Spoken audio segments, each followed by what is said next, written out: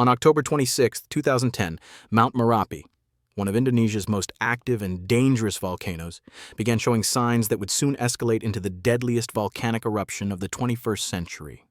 The Indonesian Center for Volcanology and Geological Hazard Mitigation raised Merapi's alert status to its highest level after detecting increased seismic activity and a growing lava dome at the summit. But how exactly did this eruption, which started with what seemed like typical precursory warnings that Merapi had shown dozens of times before, transform into a catastrophic disaster that would claim 353 lives and displace over 350,000 people? And why did one of the world's most closely monitored volcanoes still manage to catch communities off guard despite decades of scientific observation? Watch closely, because the story of Merapi 2010 reveals why even the most advanced warning systems can fail when nature's violence exceeds all expectations. Mount Merapi, whose name literally translates to Mountain of Fire, towers 9,551 feet above the densely populated island of Java. Located just 17 miles north of Yogyakarta, a city of over 400,000 people, and surrounded by villages housing hundreds of thousands more, Merapi sits in one of the most precarious positions imaginable. Nearly 1 million people live within the volcano's danger zone. The mountain had erupted regularly throughout recorded history, with significant events in 1994, 2001, and 2006 that killed dozens and displaced thousands. But these eruptions followed predictable patterns. Merapi was known for producing relatively slow-moving lava flows and moderate pyroclastic density currents that gave people time to evacuate. The volcano had earned a reputation as dangerous but manageable, a sleeping giant that could be appeased through a combination of modern science and traditional ritual. In late October 2010, that reputation was about to be shattered in the most devastating way possible. Throughout the first 3 weeks of October 2010, volcanologists at the Merapi Volcano Observatory recorded steadily increasing volcanic tremors and ground deformation.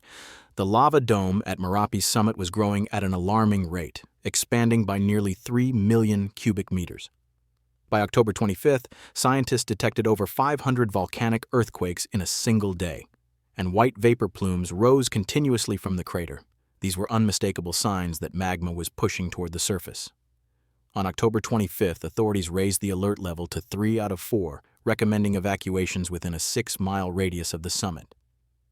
The next day, October 26th, the alert jumped to level 4, the highest possible warning, and the exclusion zone expanded. Thousands of residents from villages like Kaliadem, Kinareho, and Sidorejo began moving to temporary shelters in Yogyakarta and surrounding towns.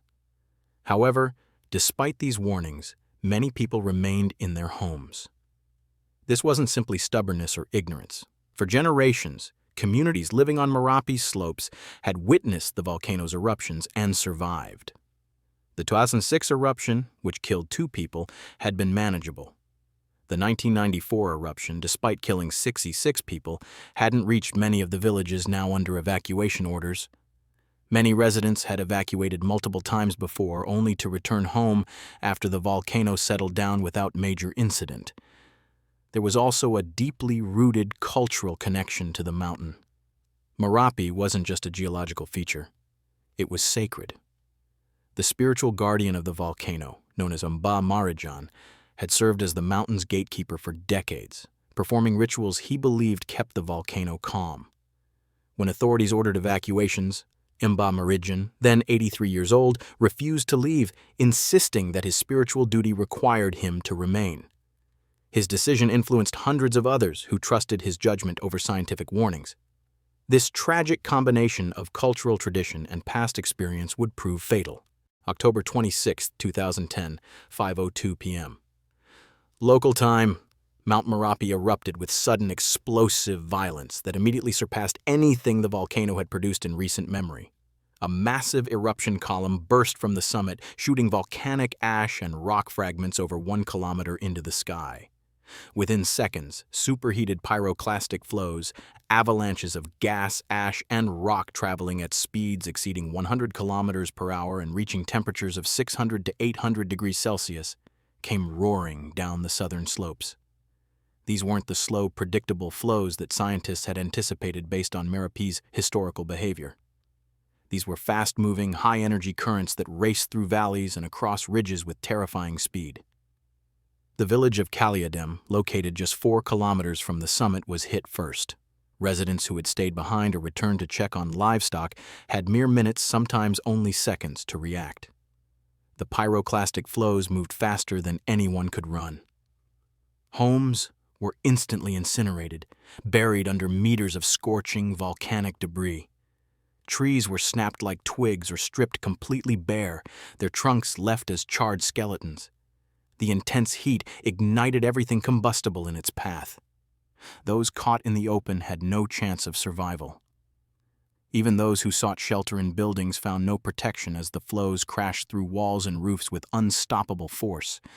Among the first casualties was Mount the spiritual guardian who had refused to evacuate. His body was later found in his home, where he had been performing prayers when the pyroclastic flow struck.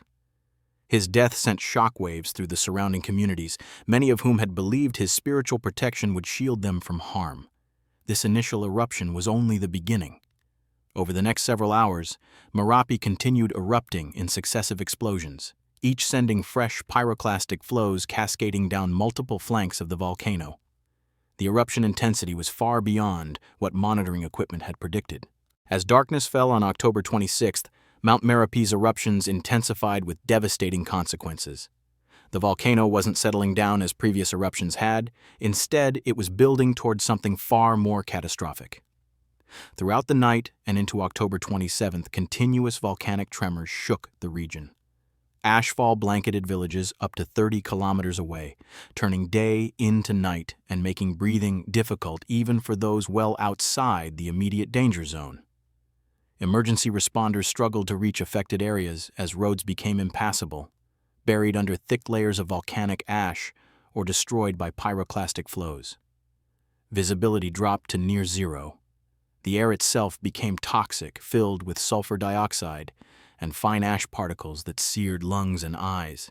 Then came November 3rd and 4th, when Merapi unleashed its most powerful explosions of the entire eruption sequence. Starting at 10:30 a.m. on November 3rd, a series of massive eruptions sent pyroclastic flows racing down the volcano at unprecedented speeds and distances. These flows traveled up to 15.5 kilometers from the summit, far exceeding the established danger zones and reaching villages that authorities had considered safe. The eruption column soared to heights of 17 kilometers, and volcanic lightning crackled through the ash clouds as static electricity discharged in brilliant, terrifying flashes. Entire communities were obliterated in minutes. The village of Brongang was completely buried. Argomulyo, Glagaharjo, and dozens of smaller settlements ceased to exist, their locations marked only by scattered debris and the charred remains of what had once been homes. More than 350,000 people fled in panic, overwhelming evacuation routes and temporary shelters. Hospitals filled beyond capacity with victims suffering from severe burns, respiratory distress, and trauma. Rescue teams found entire families who had perished together, their bodies frozen in final embraces as they tried to shield each other from the searing heat. The death toll climbed rapidly, 100, then 200, then 300. Many victims weren't killed by direct impact from volcanic debris, but by inhaling superheated gases that instantly destroyed their respiratory systems from the inside. Why did Mount Merapi's 2010 eruption prove so much deadlier than scientists anticipated? The answer lies in a fundamental miscalculation about the volcano's behavior and the type of eruption it would produce. Merapi's eruptions over the previous decades had been characterized by effusive activity, where thick, viscous lava slowly oozed from the summit and occasionally generated small to moderate pyroclastic flows when portions of the lava dome collapsed. These flows typically traveled 3 to 7 kilometers, rarely exceeding previously established danger zones. Volcanologists monitoring Merapi in October 2010 based their hazard assessments and evacuation recommendations on this historical pattern. The initial 6-kilometer exclusion zone seemed adequate based on decades of data. However, what scientists didn't fully anticipate was that the 2010 eruption would be fundamentally different. The magma composition had changed. Petrological analysis conducted after the eruption revealed that the magma involved in 2010 was more gas-rich and slightly less viscous than in previous eruptions, making it capable of explosive fragmentation rather than just slow extrusion. When this magma reached the surface, it didn't ooze out gradually. It exploded violently, fragmenting into billions of particles that mixed with volcanic gases to create pyroclastic density currents far more energetic and mobile than anything Merapi had produced in living memory. These weren't dome collapse flows. These were Vulcanian and subplinian explosions that generated column collapse pyroclastic flows capable of traveling at extreme speeds and covering extraordinary distances. The November 3rd and 4th flows reached 15.5 kilometers, more than double the distance of the exclusion zone and far beyond what historical data suggested was possible for Merapi. This miscalculation had tragic consequences. Villages like Brungang, located approximately 15 kilometers from the summit, were considered outside the danger zone. Residents there hadn't evacuated because authorities hadn't ordered them to. When the pyroclastic flows reached their homes, they had no warning and no time to escape. The final death toll from the 2010 Mount Merapi eruption reached 353 people, making it the deadliest volcanic disaster of the 21st century and one of Indonesia's worst volcanic catastrophes in modern history. But beyond the statistics lie individual tragedies that reveal the human cost of this disaster. Entire families perished together. In one village, rescuers found 13 members of a single extended family who had died while trying to evacuate, overtaken by a pyroclastic flow as they fled on motorcycles and in trucks. Their vehicles were found meters away, melted and crushed by the intense heat and force of the volcanic debris. Children, the elderly, and those with limited mobility were disproportionately affected, unable to escape quickly enough when the flows arrived. Many victims suffered horrific burn injuries before succumbing. Hospitals reported that survivors brought in during the peak of the crisis had burns covering 80 to 90% of their bodies, with charred skin and damaged airways from inhaling superheated gases. Medical staff worked around the clock, but many patients died within hours of arrival despite aggressive treatment. The psychological trauma extended far beyond those physically injured. Over 350,000 people were displaced, forced to abandon their homes, farms, and livelihoods with nothing but the clothes on their backs. Evacuation centers became overcrowded, unsanitary, and chaotic. Families lived in makeshift tents for months, uncertain if they would ever be able to return home. Many couldn't. Entire villages had been erased from the map, buried under meters of volcanic deposits or rendered uninhabitable by ongoing volcanic activity and the destruction of infrastructure.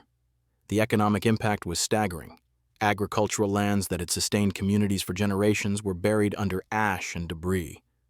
Livestock perished by the thousands, suffocated or burned alive. Tourism in Yogyakarta, a major economic driver for the region, collapsed as visitors stayed away. The Indonesian government estimated damages at over $600 million, a crushing blow to a region where many families survived on less than a few dollars per day.